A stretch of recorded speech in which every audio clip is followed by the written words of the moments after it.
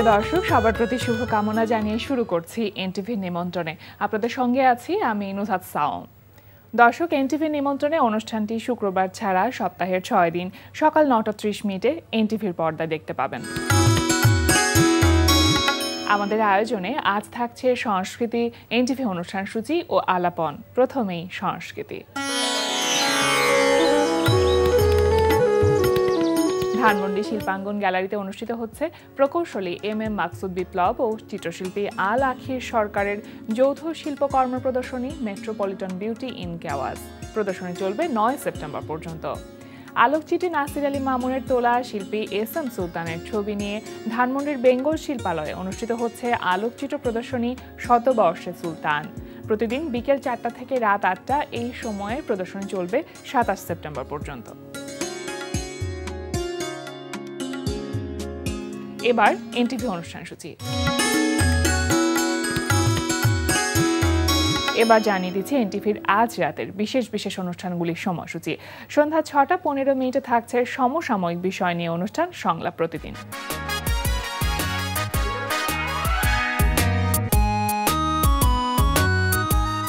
রাত 11:30 সরাসরি সম্প্রচার হবে টক শো এই সময়।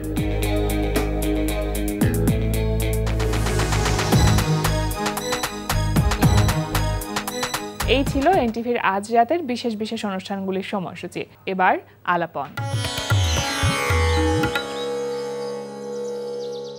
প্রিয় দর্শক, আমাদের আলাপনের আজকের অতিথি সংস্কৃতি কর্মী সাইফুল জান্নাল।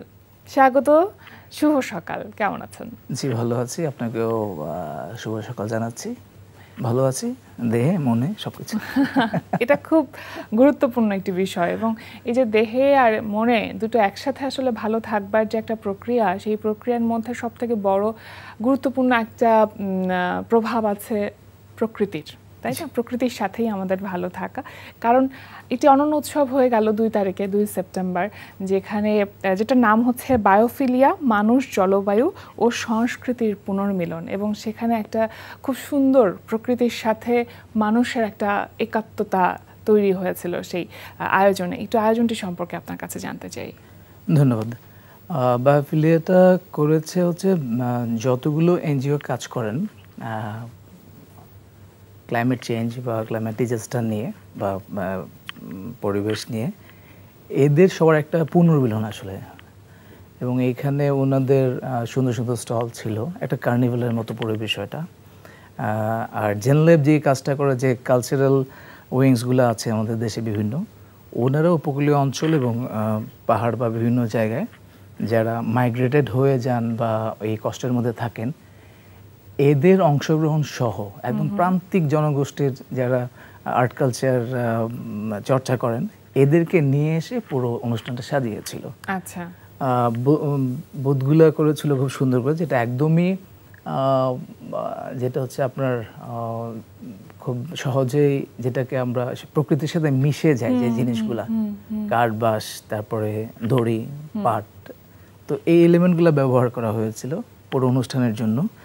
আর সবচেয়ে মজার ব্যাপার হচ্ছে পান করার জন্য যে গ্লাস, তারপর জগ, যেটা আমরা ফেলেছি বা হারিয়ে যাচ্ছে, এইটা ইভেন আমার কাছে সবচেয়ে উৎসবের বা পুনর্মিলনের সবচেয়ে গুরুত্বপূর্ণ বিষয়টা আমার কাছে লেগেছিল বসার চেয়ার সব কাঠের। আচ্ছা, যেটা আগে আমরা দেখতাম আর কি, এখন তো প্লাস্টিকের ছড়াছড়ি।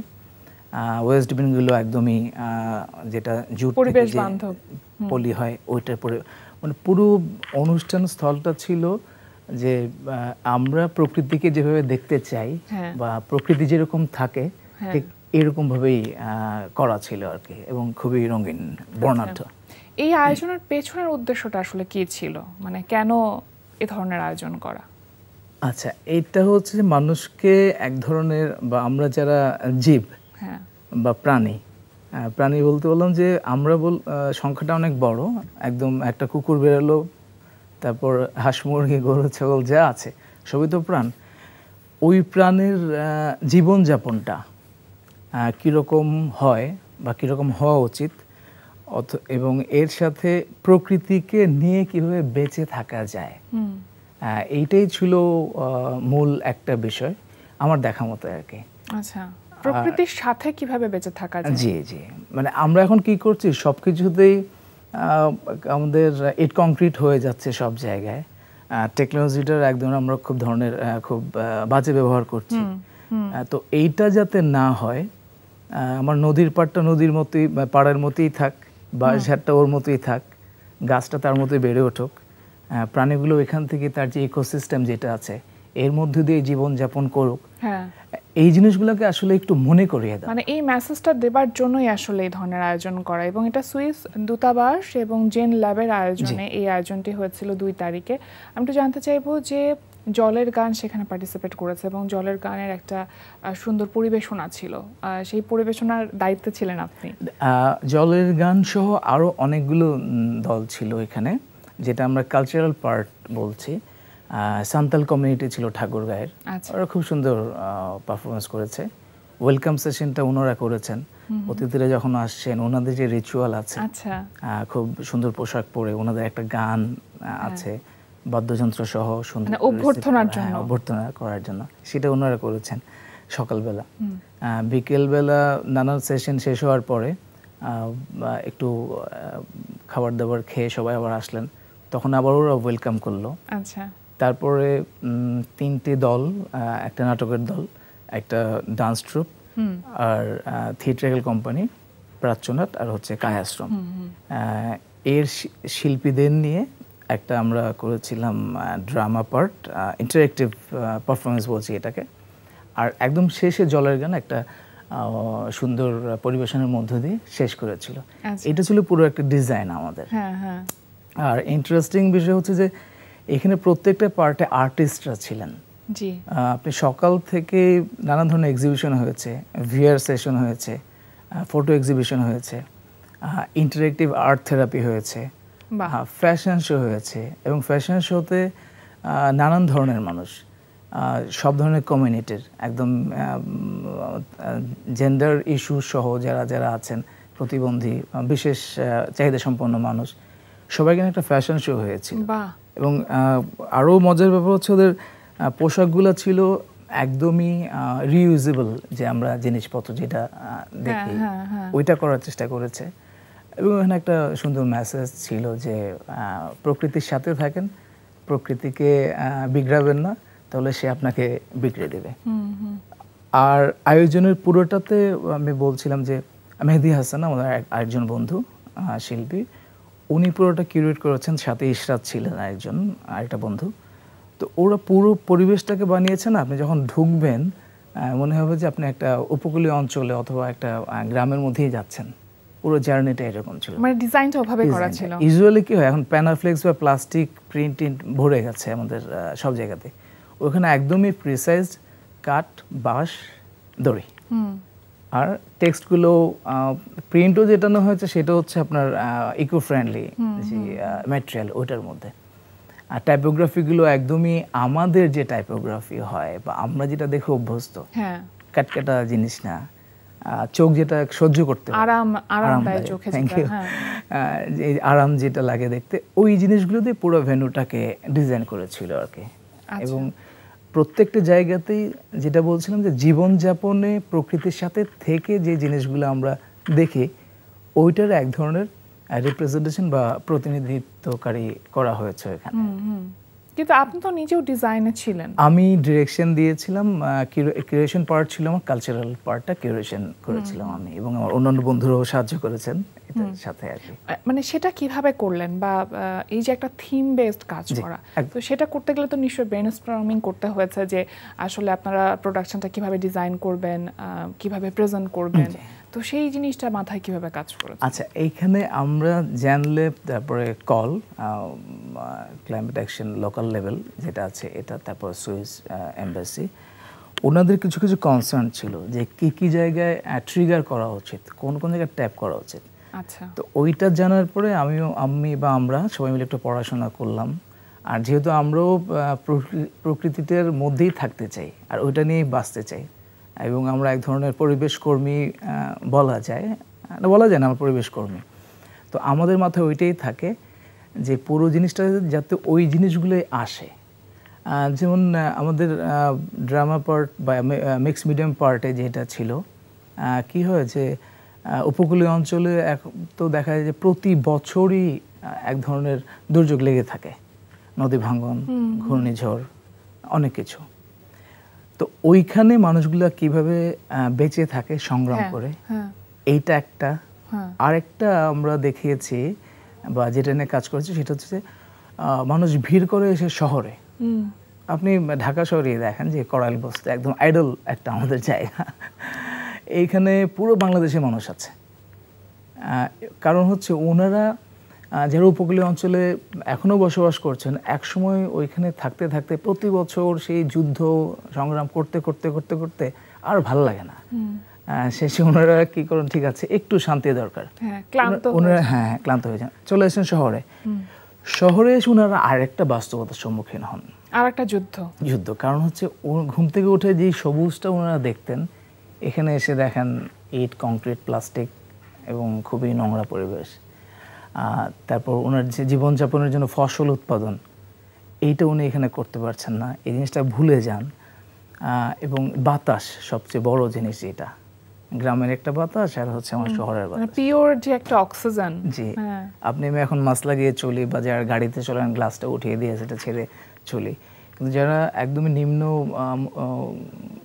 বিত্ত যারা, তাদের অবস্থা খুবই খারাপ হয়। এবং বস্তিতে যখন ওনারা এসে ওঠেন, পানির সমস্যা, বিদ্যুতের সমস্যা, আগুনের সমস্যা, সো ওনারা আরেকটা ট্রানজিশনের মধ্যে এসে পড়ে যান। এবং তখন ওনাদের রোগ বের হয়, মানসিক এক ধরনের ব্যাধি ওনারা বহন করে নিয়ে চলেন। তো এই কয়েকটা উপাদানকে নিয়ে আসলে আমরা ডিজাইন করেছিলাম ড্রামা পার্টটা। আচ্ছা, এটার মধ্যে নাচ গানের ব্যাপার ছিল যে যত কিছুই হোক, কিছু মানুষ থেকে যায় এখন উপকূল অঞ্চলে অথবা দেশের বিভিন্ন জায়গায়, যারা দুর্যোগ মোকাবিলা করে এই সংগ্রামের সাথে বেঁচে থেকে জীবনটাকে উদযাপন করেন। তো ওনাদের একটা বিষয় থাকে যে আমাদের জীবনটা কি সংস্কৃতির উপরেই দাঁড়ানো। সংস্কৃতি বলতে শুধু নাচ গান না, পুরো ব্যাপারটা আমাদের জীবনযাপন। তো এইটাকে ওনারা ওইখানে উদযাপন করেন সবসময়।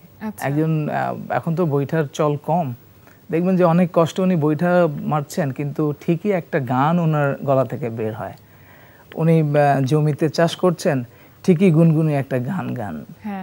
তো আমরা আমাদের পুরো ডিজাইনের মধ্যে এটা রেখেছি, মানুষ দুঃখে কষ্টে থাকে কিন্তু সে তো সংগ্রাম করে বেঁচে থাকার চেষ্টা করে আর উদযাপন করার চেষ্টা করে, যে দুঃখ কষ্ট ভুলে গেলাম, এখন একটু পেট পুরে খেয়েছি, এই যথেষ্ট, চলো একটা গান গাই। মানে এই যে জীবনটাকে যাপন করা, এটাই একটা শিল্প, তাই না? জি, আসলে লাইফস্টাইল আমরা যেটা বলি যে আমাদের তথাকথিত শহরের কথা, কিন্তু জীবনটাকে চর্চা করা এবং সেইটাকে আনন্দটাকে উপভোগ করা। জি, এবং তার সাথে পরবর্তী প্রজন্মের জন্য এইটাকে ঠিক রাখা।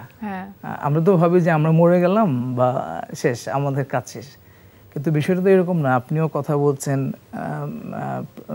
পরবর্তী প্রজন্মের জন্যই ভালো, যা তা ওদের জন্য আপনি রেখে যাচ্ছেন। আমরাও সেই চেষ্টা করি, এবং এই যে আয়োজনগুলো হয় এখানে বারবার ওই জিনিসটাই মনে করিয়ে দেওয়া হয়, আমাদের রুটসের কথা আমাদেরকে মনে করিয়ে দেওয়ার একটা চেষ্টা করা হয়। এই চেষ্টাটা আসলে কতটুকু সফল হয়েছে, মানে এই একদিনের মধ্যে না রেখে এটা যদি আরো কয়েকদিন করা যেত, সেটা ভালো হতো কিনা? একদম, এইটাই একটা বেশ বলার বিষয় যে আয়োজনগুলো একটু বড় হলে তখন মানুষের দেখার জায়গা বা বোঝার জায়গা অথবা অভিজ্ঞতা নেওয়ার জায়গাটা অনেক বাড়তো, এটা অবশ্য ঠিক। কিন্তু এটা দেখেন বাংলাদেশে প্রথমবারের মতো আমার ধারণা যে এরকম একটা কার্নিভাল হোক বা উৎসব হোক বা পুনর্মিলন হোক হয়েছে। আর এইটা আমার ধারণা আয়োজক এটা শুরু করেছেন এই বছর, এইটার ধারাবাহিকতা থাকবে। আমার এটাও ধারণা যে এখন রাজধানীতে আছে, এটা বিভাগীয় শহরে যাবে, জেলায় যাবে, উপজেলায় যাবে, প্রত্যেকটা স্কুলে এই মেলাটা বা এই ধরনের অনুষ্ঠান হবে। মানে হ্যাঁ, আসলে এই ধরনের আয়োজনগুলো কিন্তু আমরা দেখি সবসময় যে ঢাকামুখী বা ঢাকা কেন্দ্রিক হয়ে যায়, কিন্তু মফস্বলের মানুষদের জন্য যেগুলো আসলে খুব বেশি জরুরি, বা জেলা পর্যায়েও যদি বলি সেগুলো খুব জরুরি। প্রমোশনাল অ্যাক্টিভিটিসের জায়গাটা কি খানিকটা কম ছিল এবারে?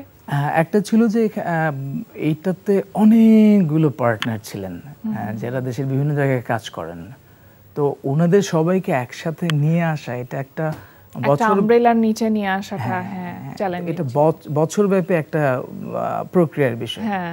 তো এটা খুব কম সময়ের মধ্যে ঘটনাটা ঘটে গেছে এবং প্রস্তুতি ছিল সবকিছুরই, কিন্তু যা ঘটনা ঘটেছে সেটা অবশ্যই ভীষণ রকম সুন্দর একটি ঘটনা, এবং আমরা চাই যে এই ধরনের আয়োজন চলমান থাকুক।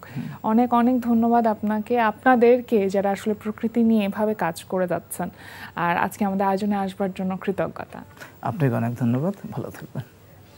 প্রিয় দর্শক, আমরা চলে এসেছি অনুষ্ঠানের শেষ প্রান্তে। অনুষ্ঠান সম্পর্কে আপনার মতামত জানাতে মেইল করুন এনটিভি নিমন্ত্রণে @ntvbd.com। বিশ্বের যে কোনো প্রান্ত থেকে যে কোনো সময় এনটিভি নিমন্ত্রণে দেখতে ভিজিট করুন আমাদের পূর্ণাঙ্গ ওয়েব পোর্টাল www.ntvbd.com। এছাড়া এনটিভি সব জনপ্রিয় অনুষ্ঠান ও খবরের আপডেট পেতে ভিজিট করুন আমাদের ইউটিউব চ্যানেল ও ভেরিফাইড ফেসবুক পেজে। সবার মঙ্গল কামনায় আজকের মতো এখানেই শেষ করছি। সবাই ভালো থাকুন, সুস্থ থাকুন, সুন্দর হোক আপনার প্রতিটি মুহূর্ত।